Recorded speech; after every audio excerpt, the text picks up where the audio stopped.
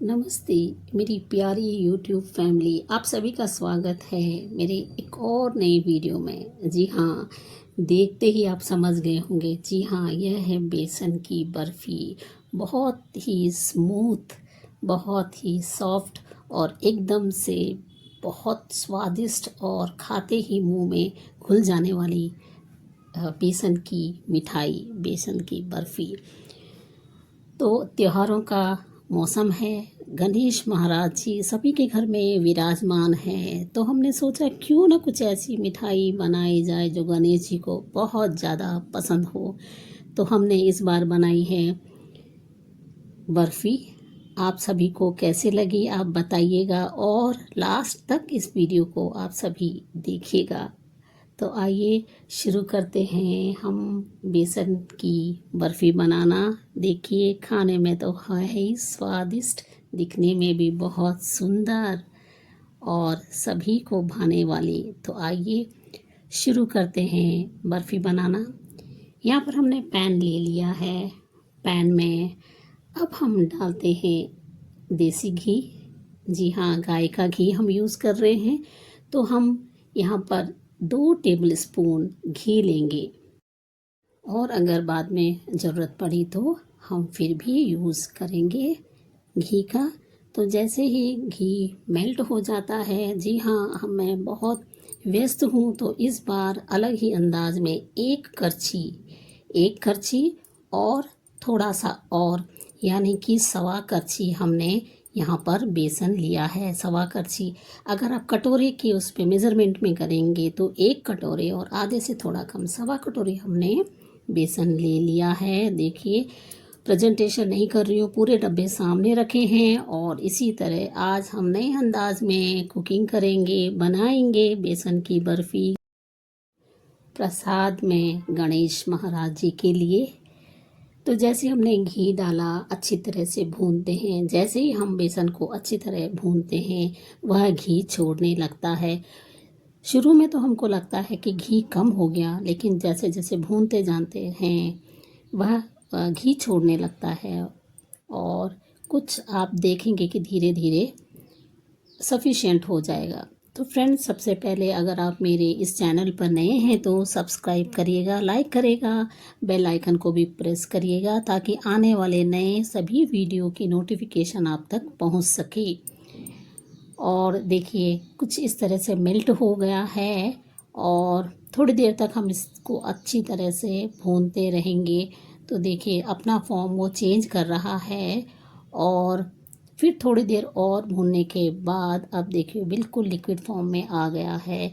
इसका मतलब है कि अब बेसन अच्छी तरह से भुन गया है। थोड़ा और कलर चेंज होने देंगे ताकि उसमें कच्चापन नहीं रहेगा और एक बहुत अच्छी सी खुशबू रहेगी।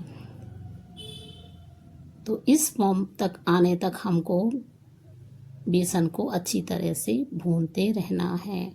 सच में बहुत ज़्यादा टेस्टी होती है बेसन की बर्फ़ी, बेसन के लड्डू, वाह कहने ही क्या। देखिए, बिल्कुल बन कर के तैयार हो गया है। हमने जितना घी डाला था वह ही सफिशिएंट हो गया है इस तरह इस समय। और फ्रेंड्स, आप सभी यह बेसन की बर्फ़ी किस तरह से बनाते हैं कमेंट सेक्शन में ज़रूर लिखिएगा और यह वीडियो को पूरा देखिएगा, अंत तक देखिएगा और उसके बाद आप बताइएगा कि आपको यह मेरा वीडियो कैसा लगा, ताकि आने वाले समय में इसी तरह अच्छे अच्छे नए नए वीडियो बनाती रहूँगी।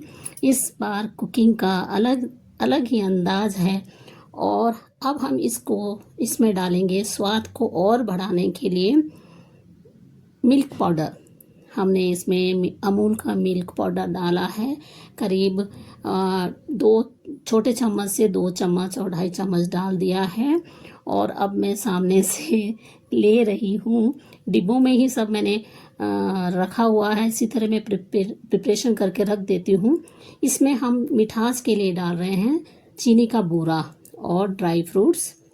चीनी के बूरे की जगह आप शुगर का भी यूज़ कर सकते हैं, गुड़ का भी यूज़ कर सकते हैं। ड्राई फ्रूट्स को भी मैंने डाल दिया था और इलायची का पाउडर भी खुशबू के लिए, और ये इलायची का पाउडर है और ड्राई फ्रूट्स भी हमने डाल दिया है। तो इस तरह अभी मैंने इस समय गैस को एकदम स्लो में कर दिया है, नहीं तो फिर जल जाएगा। और अब हम इसको अच्छी तरह से मिक्स करते हैं। फ्रेंड्स, एक और यहाँ पर ख़ास ध्यान देने की ज़रूरत है। अगर हम बेसन में चीनी डालते हैं तो बहुत लिक्विड हो जाता है, और बूरा डालते हैं तो कुछ इस तरह से पहले टाइट जैसा हो जाएगा, उसके बाद धीरे धीरे से ये मेल्ट होगा। और कई बार तो ज़्यादा मेल्ट नहीं होता है, क्योंकि बूरा लड्डू बनाने के लिए बूरा का यूज़ करते हैं, और हम यहाँ पर बर्फ़ी बनाने के लिए कर रहे हैं। कर सकते हैं, थोड़ी देर इसको चलाते रहेंगे तो धीरे धीरे मेल्ट हो जाएगा। और तब इसमें थोड़ा सा हम घी का यूज़ करेंगे, जिससे क्या होगा, अब देखिए 1 चम्मच हम घी डाल रहे हैं। घी का जैसे ही हम यूज़ करेंगे तो देखिए, देखते ही देखते वह मेल्ट हो जाएगा। कड़छी को निरंतर चलाते रहेंगे तो देखिए कितनी अच्छी तरह बर्फ़ी के लिए हमारा तैयार हो गया है। इसी तरह की कंसिस्टेंसी चाहिए बर्फ़ी के लिए, ज़्यादा लिक्विड भी नहीं और ज़्यादा बहुत टाइट भी नहीं। तो घी हमने थोड़ा बाद में डाल दिया है, ज़रूरत पड़ी तो डाल सकते हैं, अगर ज़्यादा टाइट है तो तब थोड़ा सा घी डालते हैं। अब हम इसको एक सांचे में रखेंगे। बर्फ़ी जमाने के लिए कुछ भी यूज़ कर सकते हैं, थाली में रख सकते हैं या किसी टिफ़िन बॉक्स में रख सकते हैं। अब मैंने गैस को बंद कर दिया है और एक बर्फ़ी बनाने वाले ट्रे को लेती हूँ और उसमें ग्रीसिंग कर देंगे। तो देखिए चारों तरफ से कढ़ाई उसने छोड़ दी थी, और अब हम लेते हैं एक ट्रे, इसको साइड में रखते हैं। एक ट्रे लेते हैं, उसको मैंने थोड़ा कुछ इस तरह घी लगा दिया है, नहीं भी लगाने से भी चलेगा, पर मैंने अप्लाई कर दिया है। और जो हमने बर्फ़ी की सामग्री बनाई थी उसको इस ट्रे में डालते हैं और उसी करछी से हम उसको इक्वल करेंगे। और ये कोई ज़रूरी नहीं कि ट्रे ही लें, थाली में भी रख सकते हैं, किसी चौखट कंटेनर में रख सकते हैं, या अपने अपने मर्ज़ी से। तो इस बार ये ट्रे थी तो मैंने सोचा क्यों ना इसका ही उद्घाटन कर लिया जाए। तो कुछ इस तरह से हमने सेट कर लिया है और थोड़ी देर में, आधे घंटे में ही सेट हो जाती है। अगर ज़्यादा गीली हो तो थोड़ी देर नॉर्मल होने के बाद फ्रिज में भी रख सकते हैं। और अब हम इसमें थोड़ा सा चांदी का भी वर्क लगाएंगे, और लगाने के बाद थोड़े से ड्राई फ्रूट्स को भी हम ऊपर से सजा देंगे, और फिर थोड़ी देर उसको रेस्ट में रखेंगे ताकि बर्फ़ी जम जाए। अगर चाहो तो ठंडी होने के बाद फ्रिज में भी रख सकते हैं। और अब देखा, कुछ देर के बाद, 2 घंटे के बाद हमने कुछ इस तरह से कट लगा लिया है। अपने अकॉर्डिंग साइज़ के अनुसार छोटा बड़ा आप कैसे भी ले सकते हैं। हमने कुछ इस तरह से बना ली है। देखो, हलवाई तो रोज़ बनाते हैं तो उनको ज़्यादा प्रैक्टिस रहती है, अब हम कभी कभी बनाते हैं और इस तरह की बर्फ़ी बन जाती है तो वाह, खुशी का तो ठिकाना ही नहीं रहता। सच में बहुत अच्छा लगता है जब हम अपने आप इस तरह से बनाते हैं। और देखिए, अभी मैं थोड़ी देर में आपको रिज़ल्ट भी बताऊंगी। तो काफ़ी अच्छी तरह से जम गई है।